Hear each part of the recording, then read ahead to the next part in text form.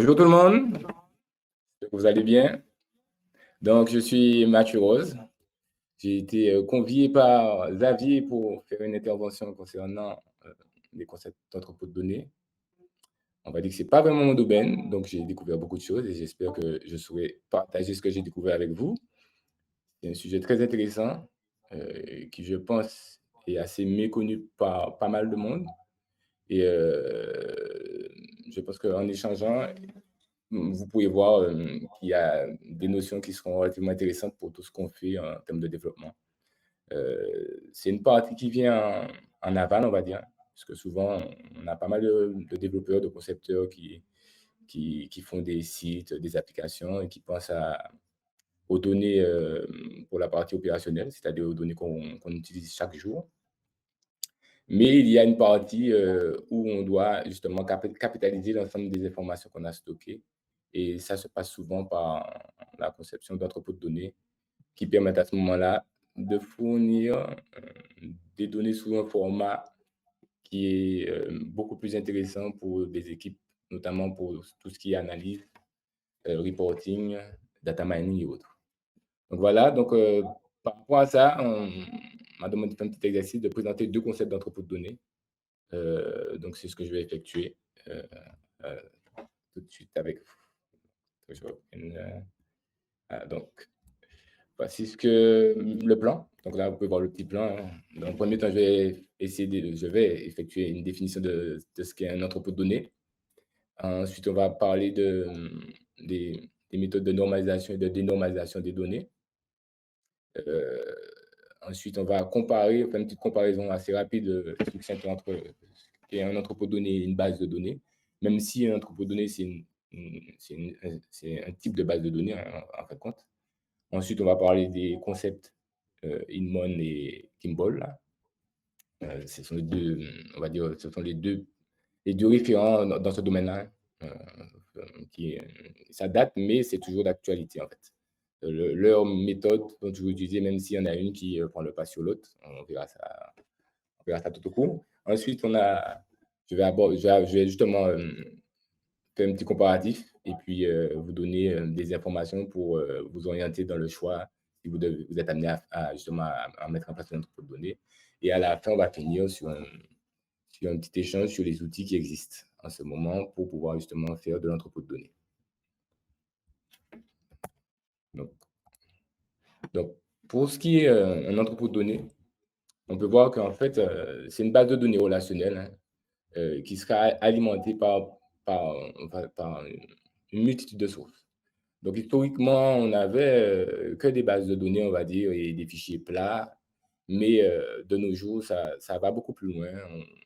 On a ce qu'on appelle maintenant en amont les fameux data lakes, et on peut les utiliser comme source justement pour pouvoir, on va dire, alimenter un entrepôt de données. Donc, on peut voir que au niveau de, d'un entrepôt de données, hein, les données qui sont, doivent être à un temporel. Quand on dit ça, ça veut dire que tout simplement, dans notre entrepôt de données, les données, elles sont pas mises à jour, elles sont pas modifiées, elles sont enregistrées d'une façon à ce que la notion de la dimension de temps soit aussi intégrée. Et en fait, on a une possibilité d'historiser une donnée. Voilà, on va valoriser une donnée avec la dimension temporelle qui fait qu'à ce moment-là, on, on a des données persistantes, mais jamais modifiées. On parle de données intégrées tout simplement parce que notre entrepôt de données il se veut au final un système où on a toutes les données de l'entreprise, quelle que soit la source, et au final, on se retrouve dans une base de données où il y aura toutes les données de l'entreprise. Donc, on va voir ça après. Ensuite, comme je viens de dire, les données sont non modifiables pour la raison que j'ai évoquée plus bas. Donc, on voit que par rapport au petit schéma que je vous ai fait là, que c'est une source de données pour de l'analyse décisionnelle, pour le data mining, les statistiques et le reporting. Voilà.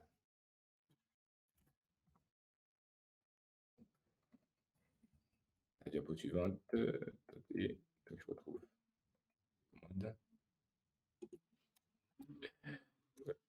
Voilà. Donc, voilà. Donc, au niveau des caractéristiques de l'entrepôt de données, on va trouver 4 notions, en fait. 4 notions concernant les caractéristiques de notre données. Donc, elle est orientée sujet, c'est-à-dire que les données seront, en fait, la structure de la base de données sera faite pour répondre à un sujet, un thème de l'entreprise. Ça peut être un corps de métier, comme ça peut être un processus, ça dépend des approches, en fait. Ensuite, on a la notion d'intégrer, ce que j'ai déjà évoqué plus haut, c'est le fait que toutes les données vont se retrouver à un même endroit pour qu'on ait vraiment une vue complète de l'entreprise. La temporalité, ça revient à ce que j'ai dit, le fait de d'augmenter la valeur de données temporelles pour pouvoir justement avoir une vue euh, historique de toutes les données concernant toutes les informations concernant l'entreprise. Et ensuite, non volatile, parce que ça comme on dit, les données sont permanentes. Voilà, elles sont insérées et elles ne sont jamais supprimées, elles sont ou modifiées. Elles sont toujours, il y a que des insérations et de la consultation. C'est ça, c'est ce qui se passe pour les informations qui sont contenues dans un entrepôt de données. Je regarde en même temps s'il n'y a pas de questions jusqu'à maintenant, donc c'est bon. Et donc ensuite, oui, excusez-moi. Donc, toutes les fonctions de l'entrepôt de données. Donc là, je fais un petit état des lieux de toutes les fonctions qu'on aura justement par rapport à notre entrepôt de données, puisque ça va se passer en plusieurs étapes, hein. La première, ce sera l'extraction. Donc, on va récupérer les données de plusieurs sources. Ensuite, on effectue un nettoyage. Donc voilà, on prend des données, elles sont peut-être pas au bon format, elles sont peut-être pas euh, comme on voudrait dans la table cible. Donc on va faire un nettoyage. Et la transformation aussi. Transformation, bon voilà, c'est une donnée qui peut être agrémentée où il y a une formule, où vous savez comment ça se passe quand on manipule les données. Enfin, je parle pour les personnes qui sont relativement techniques. Ensuite, il y a le chargement. Donc, une fois on a effectué toutes ces opérations-là, on peut à ce moment-là charger la donnée dans l'entrepôt de données. Et puis, il y a la notion de cartographie qui permet après de pouvoir aller rechercher des données quand on en a besoin avec les outils qu'il faut. Voilà.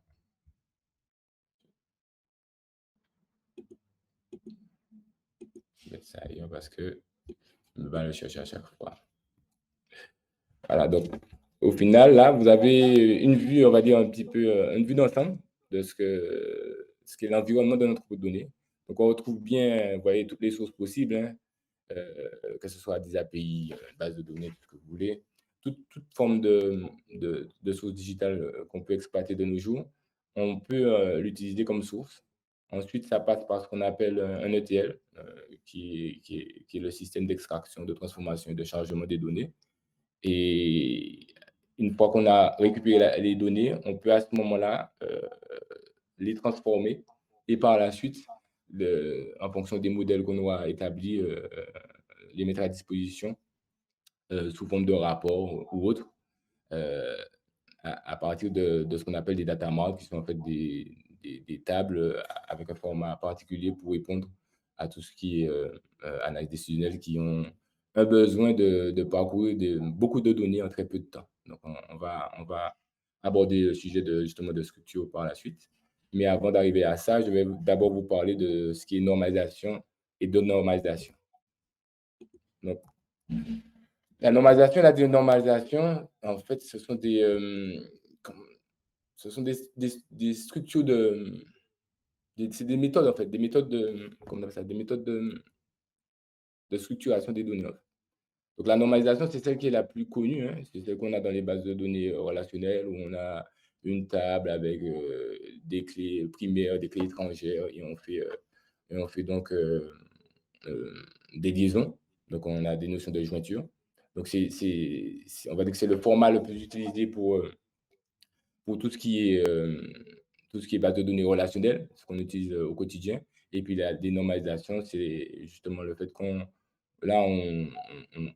part dans de la redondance de données, on va plutôt axer, la structuration sur, la vitesse d'accès à l'information et pour ça, on va donc déstructurer les tables et on va, ce qu'on appelle la dénormalisation.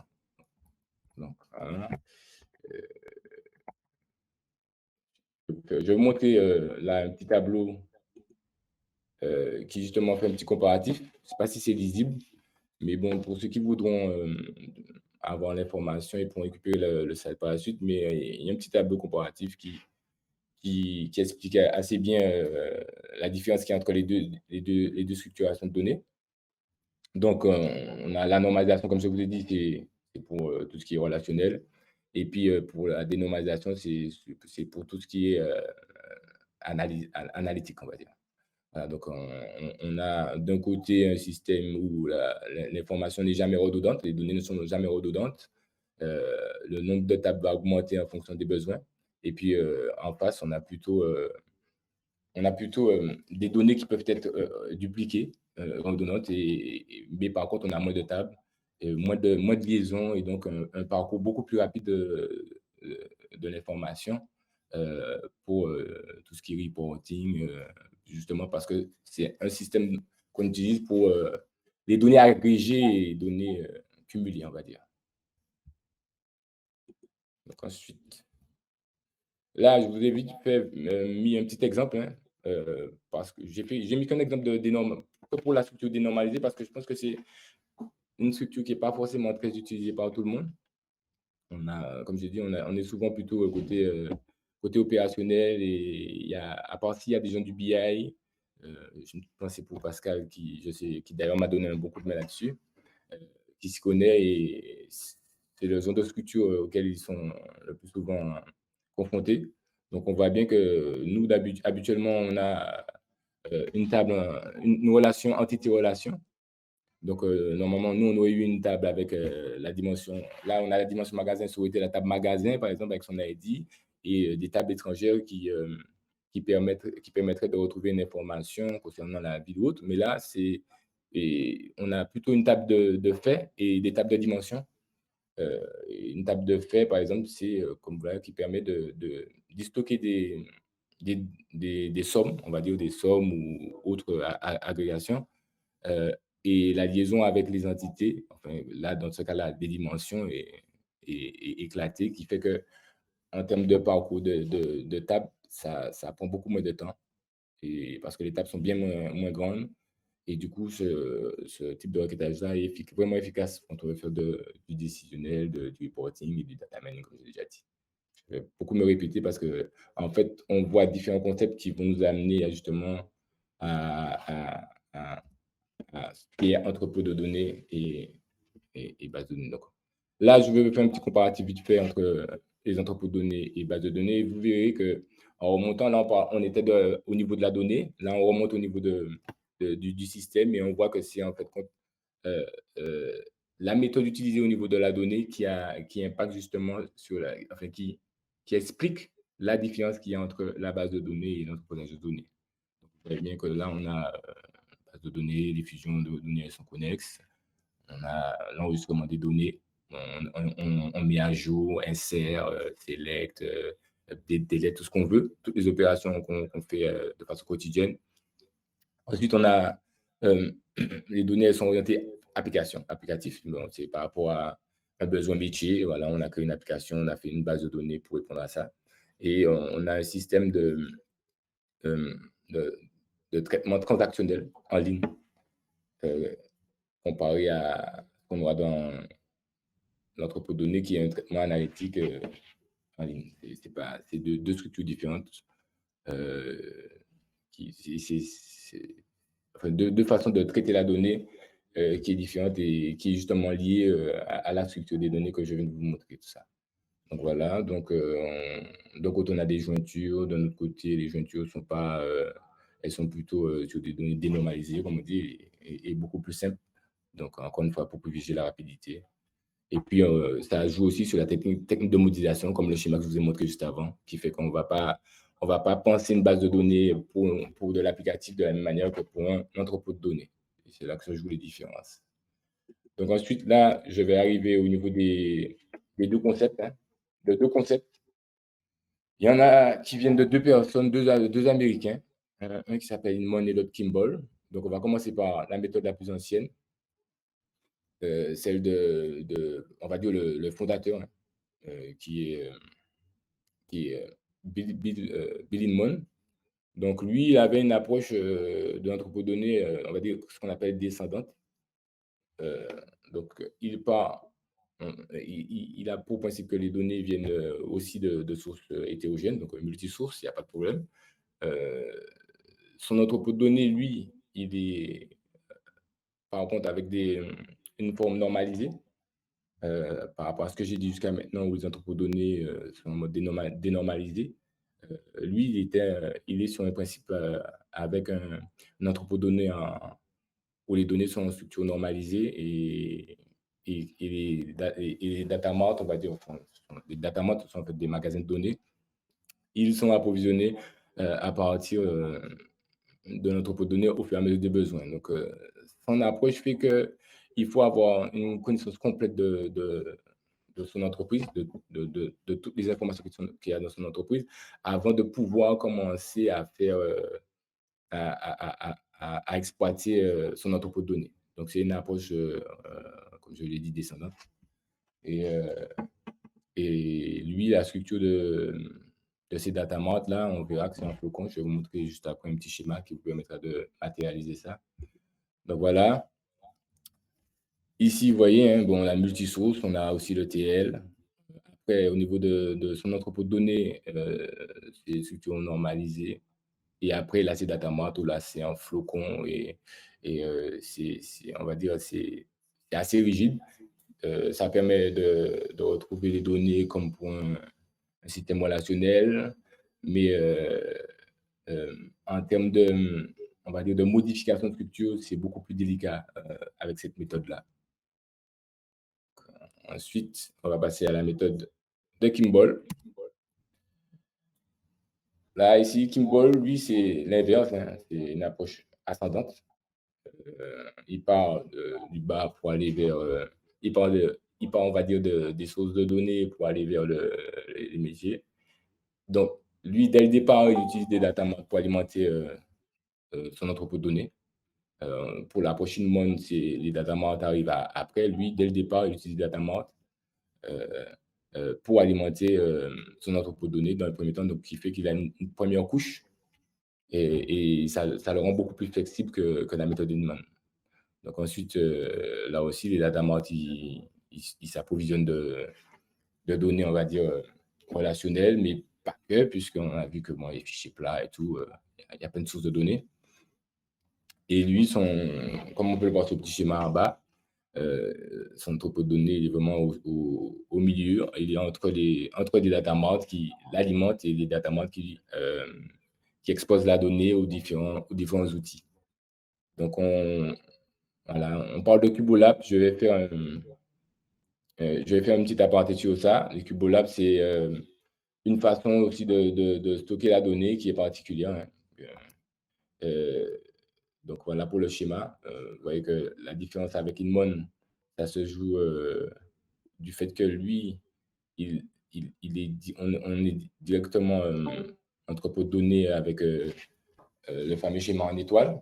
Et si on revient sur Inmon, on voit que lui, il a un entrepôt de données plus des data marts, alors que c'est pas exactement la même chose. Ensuite, ben là, je fais une petite aparté sur le cube. J'ai trouvé que c'était intéressant d'en parler parce que personnellement, c'est une façon de stocker les données que je n'ai vu qu'au début de ma carrière. Je n'ai plus revu après.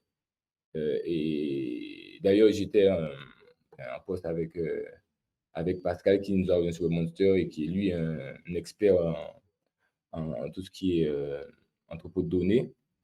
Et c'est la structuration qui est utilisée en sortie pour alimenter tous les outils de reporting et tout, puisque bon, là on a une donnée qui est stockée avec des dimensions et au milieu la valeur agrégée. Donc on parle de points, comme si on localisait la donnée par rapport aux dimensions. Donc là, on voit par rapport au temps, la dimension du temps, par rapport à la dimension du type de boisson et par rapport à la dimension du pays, qui fait qu'on peut retrouver des valeurs agrégées beaucoup plus rapidement.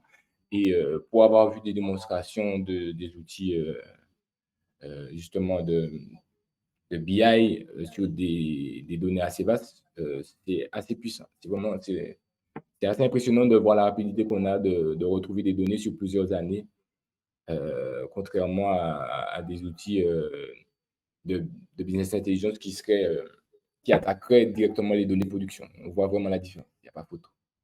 Donc voilà, ensuite, on va, donc, on va je vais vous donner des petites informations pour savoir voilà, euh, quel type d'entrepôt choisir, en fait, quelle approche d'entrepôt de données choisir. Donc, on va dire. Donc, ça se passe toujours sous forme de petits tableaux et on va faire un comparatif. Mais dans les comparatifs, souvent, on va dire voilà, avantage de l'un, avantage de l'autre, mais en fait, ce qui va déterminer le choix, ce sera surtout le besoin. En fait. Euh, la méthode Inmon, elle demande vraiment un gros travail d'analyse, elle demande une expertise technique pour pouvoir la mettre en place. C'est pour ça qu'elle est moins populaire que la méthode Kimball, qui demande moins d'exigence et qui permet tout de suite d'avoir des données de reporting disponibles sans attendre qu'on ait fait une cartographie complète de son système d'information. La différence entre les deux, ça se joue sur ça. Il y en a un où vraiment c'est fait pour les très grosses entreprises qui veulent vraiment faire un travail ou avoir vraiment un entrepôt de données qui représenterait toutes leurs données, puisque en fait, avec Inmon, on ne l'utilise pas que pour du reporting, pas que pour du reporting au final. Et puis, Kimball, c'est la beaucoup plus flexible et la plus répandue, d'après ce que j'ai vu. Et les outils, de toute façon actuelle, permettent même de réduire les inconvénients qu'on peut voir ici. Ouais. Parce que, oui, comme vous pouvez le voir au niveau des entrepôts de données, il y a il y a plusieurs étapes, comme on l'a vu. Mais chaque étape, en fait, on va dire que c'est limite un corps de métier particulier et il faut avoir des compétences à chaque étape. Donc, déjà, faire l'agrégation des données à un endroit, c'est une chose. Il faut créer une table une base de référence. Ensuite, il y a la transformation des données. Ça aussi, c'est une compétence. Il faut savoir manipuler tout ce qui est SQL dans certains cas ou autre langage de programmation pour transformer la donnée. Et puis, il y a la gestion des données dans l'entrepôt de données, et ensuite il y a l'élaboration des data marts, enfin des magasins de données pour les métiers en fonction des besoins des métiers. Donc, on se rend compte que ça demande pas mal de monde pour pouvoir gérer ça. Mais de nos jours, il y a des outils qui sont relativement très avancés. Donc là, j'ai fait un petit récapitulatif de, de- des outils, des meilleurs outils qu'on trouve pour effectuer justement de la création de, d'entrepôts de données et leur maintenance et tout. Euh, Encore une fois, Snowflake, j'ai commencé à tester perso et je suis assez impressionné de ce que ça propose déjà. Ensuite, Google BigQuery, Amazon Redshift, Azure. Azure, c'est aussi une application dans le cloud qui est très prisée, assez intuitive, d'après ce qu'on m'a dit.